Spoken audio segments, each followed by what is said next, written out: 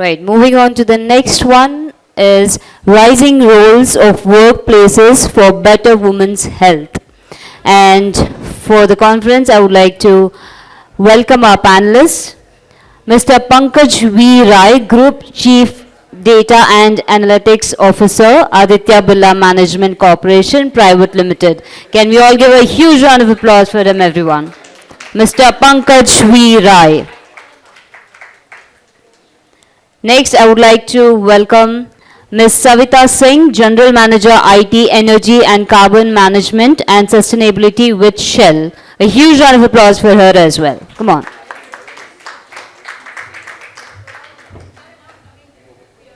And this session will be moderated by Aparna C., Vice President HR, Akna Medical Private Limited.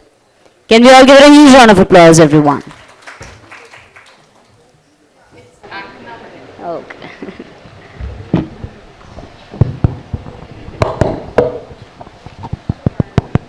I think this is going to be a difficult time, Savita and Pankaj, because this is just after lunch, right? So let's see how we can ensure people don't fall asleep. So I don't have to do the introduction. I mean, she's done the honors. So just jumping straight into what we have to talk about. And I think where we come from, having worked with organizations, I think this is a key topic that all of us will look at, primarily because all of us are either in the management or the employee state, right? And we play both the roles. I wouldn't say just one role. So with that, Pankaj, should I go with you or should I go? No, I think I'll give Savita the first chance. Ladies first, as always. I'm hoping that will get reversed in due course of time. Absolutely. I think my first question to you would be, women need unique support for their biological needs from menstruation to pregnancy, from motherhood to menopause, to realize their full potential and contribute to the bottom line of the company.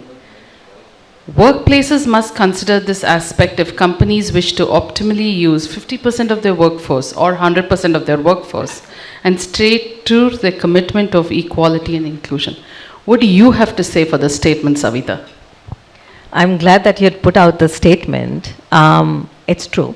It is indeed the case. And I think, we were just talking about the women's productive health and the productive lifespan and the reproductive lifespan coincides. Right. And that statement is quite powerful. I mean, if you look at it, 20s and men tend to peak in their mental capacities, their productivity, in their 20s and their 30s. Women tend to do that a little later. But all this while, you're balancing when, in your 20s and in your 30s, you're so preoccupied with trying to juggle a career, raising kids, raising families, meeting in-laws' expectation, etc., that you put yourself at the complete backseat. And I've experienced some of that, And then you realize, as you hit your, late 40s and early 50s is where you start to see, your body is aging, you're going through menopause, which can create havoc, and for some people it goes on for 10 years. And you start to see, the declining physiological capabilities while your mental faculties are really, really strong. You're very confident, you've had the experience, you've raised the kids, you now have time to be able to focus on your own dreams. But then your body or physiologically, your capabilities need to align to be able to get the most out of that, the confidence and the mental peaking that you go through.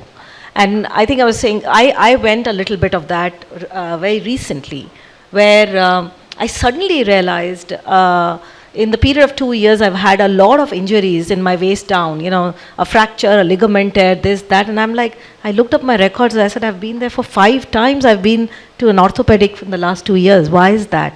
When I went for a complete checkup, I find out that I am osteoporotic, I've got arthritis, etc., etc. And I'm like, that came as a shocker. And when I introspected, I realized I haven't taken care of my health in my 20s and my 30s. Had I done that, I probably wouldn't have gotten it this kind of a shocker. I would have seen it coming and done something about it. And I think I make that point because in your 20s and your 30s and your 40s is where the women are in the workplace. That's the role of the organization.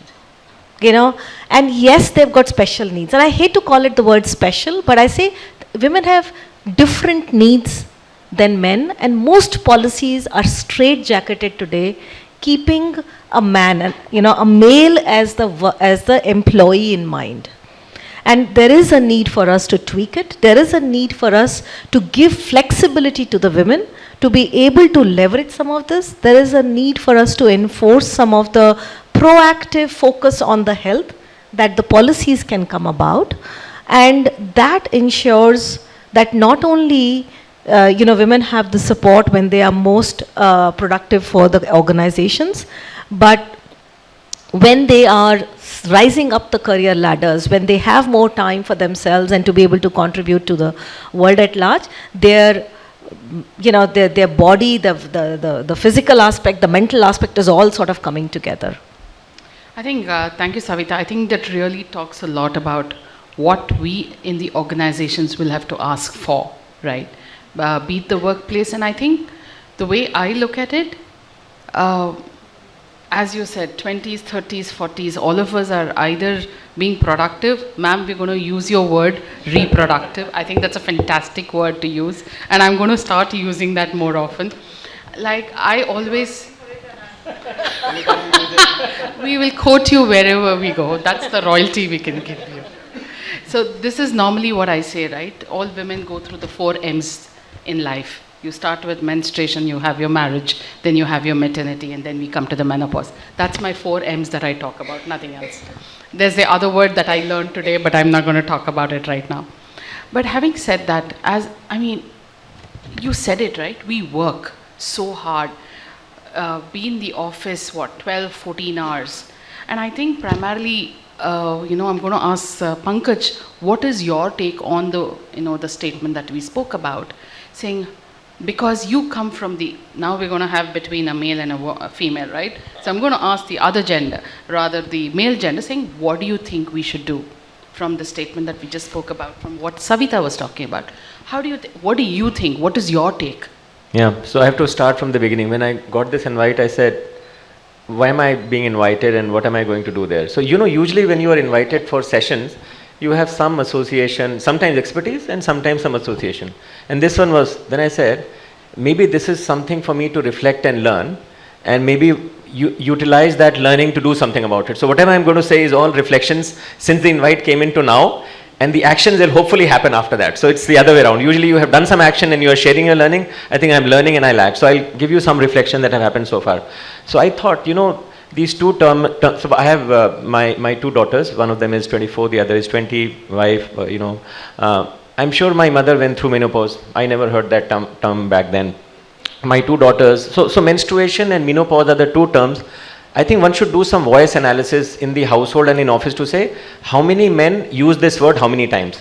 My suspicion is there will be a high correlation of the appreciation of that topic among the men folks about that topic. Was I haven't done any analysis. I'm a data guy, so I kind of use these analogies many a times.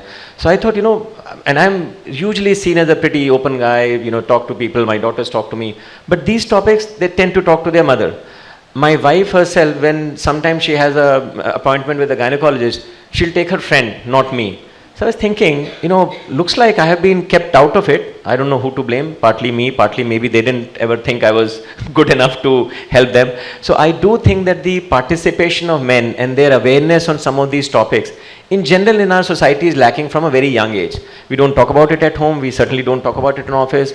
I'm very glad there's a young employee in our team, a girl, 2-3 years, she very openly says, I'm having some menstrual problems, tomorrow I'm going to take a day off. I haven't seen any woman say that ever in my 30-year career. And I'm very happy that this young generation is happy, and they're all the men and they say, yeah, sure, go ahead, right? And things like that. So I do think that talking about it more often, I saw this movie, what was this movie also where this guy has to go and shop for bra for the auntie. This is the Rani. Rani and otherwise a very random movie, but there was a social message in there that men have to participate in the world of women as well. So I do think that like many other taboos that we have had, we never talked about sex education, which is now a part and parcel school. We never talked. I think this is also a topic. I think somehow I have never thought about it. No one has included me.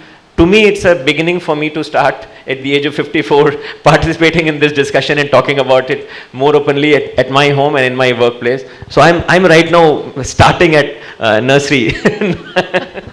That's all right, Pankaj. But I think thank you for acknowledging the fact. How many of us even acknowledge the fact that, we have not been invited in our own homes? I think hats off to you. Thank you, Pankaj, for being so candid about it. So if I can just add to Pankaj, I think the point that you made is very, very important, that we need to start talking about it. And I think that initiation, probably the bigger responsibility rests on us to create that awkward moment and push through long enough that the awkward becomes normal. Right. And I'll give you an example. I think I also am the sponsor for the LGBTQ plus network in my company. So I'm used to sort of putting out awkward conversations at the table. And in my own peer group, we were talking about some of these awkward conversations about menopause and menstrual cycle, etc. And what really delighted me was, I think after a few months, I got a call from my male colleague who really wanted to sort of, use me as a sounding board, take my help to understand his wife is going through menopause and he doesn't know how to help her. And she's going through some severe symptoms, and we had almost an hour-long conversation. It was so, and I told him, I said, I am so delighted that you felt comfortable talking to me about it, and you're trying to help your wife, and this is the beginning of the change, and he's got 2 boys. So I think just that making these conversations normal. And I think that onus probably to start with sits with us. Because men don't know. What they don't know, they can't initiate the conversation. But there's a lot of power to that. Absolutely. Even buying pads, this fellow will wrap it up in some black paper to hide it as if this is something, black marketing or smuggling happening. So I'm just saying we have created this aura that some of these things are taboo and should not be discussed. I don't know how many women ask their, spouses to go and buy. My wife has done it a few times, and I'm reflecting on it. So I'm still processing a lot of things that have happened thanks to this topic. But yeah. No, absolutely. I think, Savita, what you said is we need to make this normal, both at home as well as workplaces. How many of us even talk about it, right? We all are very, I wouldn't say shy, but I think we are a little hesitant to talk about it. That's where I would say. So, Pankaj, my next question is for you. The follow-up on the first question is, can you share some innovations or practices in the women's health and wellness that the organizations are doing across that you might want to implement or you're aware of? That'll throw some light to us. I think since the COVID, this flexibility has always come about. And now the lady who won the Nobel Prize, I think she has given data to prove that the whole thing is, to me at least, my biggest takeaway is the workplaces were designed for an industrial era where there was this machine. It had to work 12 hours a day. So you had to have a man who could operate it for 12 hours to get the right depreciation of that machine. Now the machine is gone. It's all, intellectual work. So this morning also I was having a conversation with a manager, and he was talking about some people, taking advantage of flexibility, not showing up, all of that. And I was saying, we have to figure out new approaches to mimic what the new workplace need. We can't just continue to measure in the same approach how many days a week. That how many days a week is still the same paradigm. 5 days or 3 days, the paradigm hasn't changed. What did the workplace was designed for? Earlier it was to make widgets, now it is to produce something else. Go back and create the supply chain of that production. What all happens? How do we make it happen? And that whole paradigm has to change. So I think we have to reimagine work and workplace both in the cognitive world. I think people are, all of us are intellectually lazy because designing an experiment of that variety is harder. We have a data science team. They do a lot of experiments on making models and this, that, that. I said, guys, you have to make an experiment on the workplace as well. Why can't we do an experiment? But they haven't been trained that way. So I think we have to force ourselves to change the ways we think, change the way we work, and the way we do things. So I think we have to continue to experiment and do things. And in our workplace, we are designing a lot of experiments. So by the way, I work for the Aditya Birla Group. We are a data science team. Our job is to drive business transformation. I'm saying if our job is to drive transformation through experimentation, Experimentation can't be in the doing work, it has to be in thinking, it has to be in working. So all three, the why, how and what, all three have to be experimented upon simultaneously to evolve the new transformation framework. Oh, thank you so much. From the 4 M's that I had, he's made the 3 W's that we have to talk about. That Thank was you. Simon Sinek's golden circle, by the way. All right. So, Savita, what's your take on, that I'm just asking Pankaj about? Can you share some innovations or practices that the workplace that you have been a part of Sure. are driving? Sure. I think stuff is changing. And I think some sectors it may be changing faster than others. And like Pankaj was saying, the knowledge industry has to change because your worker, your employee is your asset, truly. If that asset is not productive, it has a direct impact on your bottom line. So I think some of the things that I have seen progress over the last 10-15 years itself, the conversations have changed, the policy and benefit are evolving. Can they evolve faster? Yes, absolutely they can. But simple things like, maternity from 3 months becoming 6 months, it's becoming more of a norm. 6 months of paid maternity leave now, of course, is legal by the government. But even before it became legal, there were a lot of companies that were already doing this, And we are in, I would say, with that one stroke of legislation, we become top quartile when it comes to maternity. If you don't compare it with the European countries, we're quite there. I think other ones is flexibility. So a lot of companies, and while your question was more for women, but I think there is a general need for flexibility, and that general need for flexibility has suddenly come on the surface with COVID and the ways of working through COVID and post-COVID, right? We've completely obliterated the old models of working, where it's work from home, you don't even, how many days are you coming, how many hours you're coming, today it's going to rain, I'm going to work from home. A lot of these conversations were unheard of and unthinkable 4-5 years back. So the point that I'm taking is that flexibility has become a reality of life today. And if you're working in larger cities with traffic and everything else, Bangalore, Oh, yeah. right? It's a real deal. And with that, flexibility in the policies needs to be reflected. So one of the flexibilities in the policies that I have seen my current company, my previous companies work through is, you can take as many medical leaves you want. No questions asked. No questions asked. Because there is an inherent trust, right? And you design the policy for 80%, 85% of the people. You design your controls to catch the 2%, the 3%, the 5% that is taking advantage of the policy. So it's, and that has made a huge difference. People being able to not having to think, okay, if I need to take time off because I'm having cramps, I don't have to justify it. Absolutely. Right?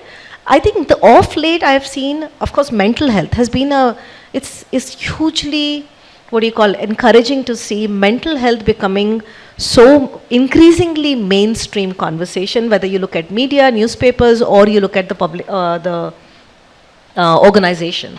So we've had a number of sessions on mental health, and now we have had, I was telling Pankaj earlier, we've had now 2 or 3 sessions on mental health for men.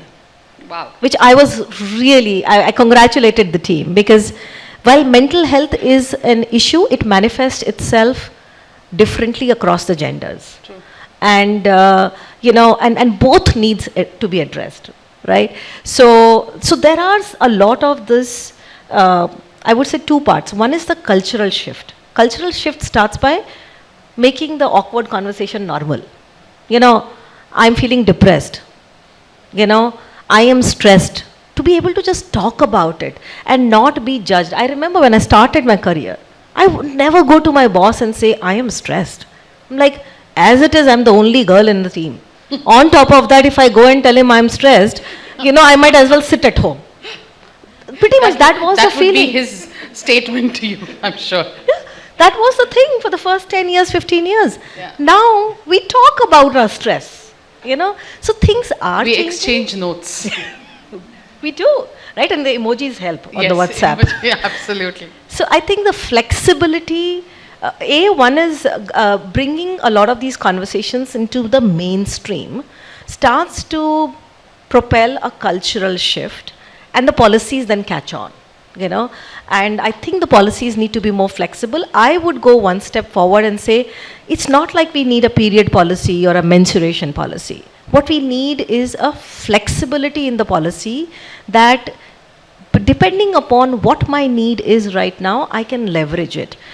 You know, between two women, the menstrual experience is not the same, right? Similarly, we're talking about women, but we've got the whole, you know, we've got the other spectrum. We've got a lot of people who are differently abled, completely outside the workplace right now. We've got LGBTQ community, you know, roughly they say about 6 to 10% is the percentage of people that belong to the LGBTQ. We just don't know about it. So if you look at it, you know, it's a spectrum. You start with gender as a lens, but it needs to, the lens needs to widen out, and we need to bring our differently able people in the mix, in the mainstream. We need to make our LGBTQ community feel, you know, included, etc., etc. Absolutely. So I think, thank you so much for sharing, both Pankaj and Savita. But here is what, while you were talking about the period leaves, it should be a part of the medical leave and all of it. But we do have organizations today who have come out, or rather, I can see a lot of LinkedIn posts which says, oh, we have announced the period leave for our organization and stuff like that. So what can, so from that perspective, do you think women feel empowered and included to utilize, you know, the period leaves without feeling insecure on, or the impact that it could have on their career?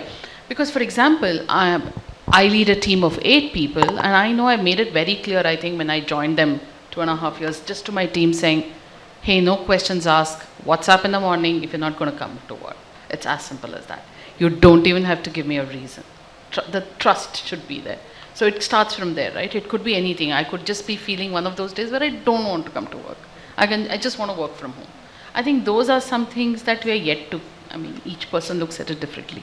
But what do you think on the period leave that, I think if I'm not mistaken, Zomato were the first ones to introduce them.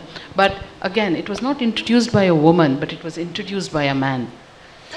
You know, I think one of the points that you are triggering is the difference between privacy and transparency. So there's one school of thought which to me is the Western one. Don't ask me any question about my personal thing. I won't tell you, you know. And they're very happy with that. I think in India, somehow we are far more nosy in each other's lives.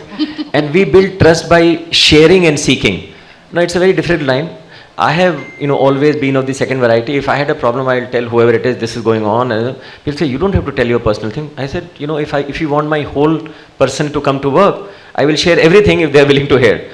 And bring yourself to work. Yeah, so I have always done that, and I'm quite happy people do that. So again, you have to figure out, not everyone is like me, so we have to figure out how to build trust. Because trust actually builds through empathy, through small interactions, people sharing the small things. But if you say there is this corporate policy and there's a veil there and all of that, so one has to figure out. I don't have an answer. I have obviously followed the other one, but not everyone is like me. Absolutely. So again, all the workplaces doesn't have to necessarily start with the management, right? It's the person whom you report to. That's how either you leave the organization because of your manager and not otherwise. So that's, I think, holds good for all of us at all places. So I think what you said makes sense. Savita, what's your take on that? I think kudos to the companies that have announced it, right? There is a lot of thought that's gone behind it, and it's a very deliberate thought to have a man announce it. It has its own impact. So I would say kudos to them, right? Is that the answer for everybody? Probably not. You know. Now the thing I would say is policy and culture has to go together. You can announce all the policies you want, but if your culture is not there, where you can talk about this openly, that policy is just sitting in some SharePoint folder. Nobody even knows about it because I am not comfortable going up to my manager and saying I want to take a period leave, right? So I think it boils down to the two have to go hand in hand, and the culture is a much bigger deal, right? Culture doesn't get built in a day, or if you don't walk the talk, then you know, the culture can never change. So I think that's where, if you have a strong culture where these conversations can be had, there is empathy, line managers are sensitive to it, then with or without the policy, you can still make some progress. But when policy comes in and you also have a culture, now you can amplify the change. I think you said I think one of the things I'll add is that what gets talked about in common parlance is the what, which is visible on LinkedIn, what people talk about. To me, frankly, doesn't matter. Because the why, what is a culmination of the why and the how. If I can't judge the why and the how, I have no comments on the what. So if you ask me, is it good? I have no idea. I don't know how it was arrived at. I don't know what's behind the hood. So I think there's too much effort being put on LinkedIn and the what. The what is unanalyzable. I can't make out what it means. So I do think that people have to go behind and understand what's going on. That culture piece, what is culture? To me, it's process, ritual, behavior. What's happening inside? What are those processes? What are the rituals? What are the behaviors? Unless I can get that, the what can be fake, the what can be anything. So I don't think we should analyze that too much, and that's what I think people are spending too much time analyzing. No, but interestingly, in some of the organizations, while primarily we're talking about the IT organizations, we still have organizations which is the healthcare, the manufacturing, the textile organizations, which is very different, which is very, very traditional Yes. in the thought process, the people around. Yep. I still remember I did have a conversation of starting a period leave in one of the organizations that I was a part of, and my CEO, this is what he said. He said, in the South, it's very different. In the North, it's still not spoken about. How are we going to implement? I mean, that was a question which you don't think about, right? You think, okay, you can do it, so let's just do it. But then you have to also look at which is the culture that comes from. In the North, it's very different. Right, so yes, it does take a lot more, the policy, it's not just the policy, but the policy and the culture together to get us there, right? So I can see she's like almost telling us the time is up for us, but I think I have one last question, right? Can I take, all right, thank you so much. Health and awareness and proactive screenings play a huge role in early detection and better management of diseases like breast cancer, cervical cancer, which find high prevalence in Indian women. How does the organization promote awareness and preventive screenings? Pankaj? You know, again, I don't like the idea of, what was the policy, I would rather create a process which leads to what is right for them at that point in time. So therefore, to me, an ERG, not made just of women, but even men and other people. So to me, creating a process and a culture which is in touch with the reality, it's responding to the needs and coming out with what the outcome is. So to me, today it might be this screening to promote it, but how do we create a mechanism and get people the empowerment, maybe the budget to create policies and the budget to implement policies? To me, that is more important, that how do you create an agile approach within an organization which responds to needs, picks up signals and keeps doing things which are relevant. All right. Savita, your take. I think I'm sorry, I'm having a senior moment here. Health awareness and proactive screenings, especially screening, yeah. better management of diseases like breast cancer and Absolutely. cervical cancer. I think some of them have been implemented, but we can go further. So annual checkups is a great example, right? Only after the companies, and especially in large cities where you have most people in formal sectors, right? These policies go a long way. Being able to reimburse that annual checkup, right, that the employee takes, goes a long way in terms of nudging the employee to go get that checkup done. And some companies then take it finer, saying after 35 or after 45 you have to do it every 2 years or every year, stuff like that. So I think there are some of those that, at least in the IT industry and the formal sector, Yes. do help. But the other piece is that I think we are still, if I look at between the medical industry, the hospitals, the insurance companies, we are still very heavily skewed towards fixing the problem. Yeah. I think we have to, and we all know the healthcare costs are rising, the insurance costs are rising. We have to dial back a little more of that balance of incentives being created for everybody in that ecosystem towards prevention.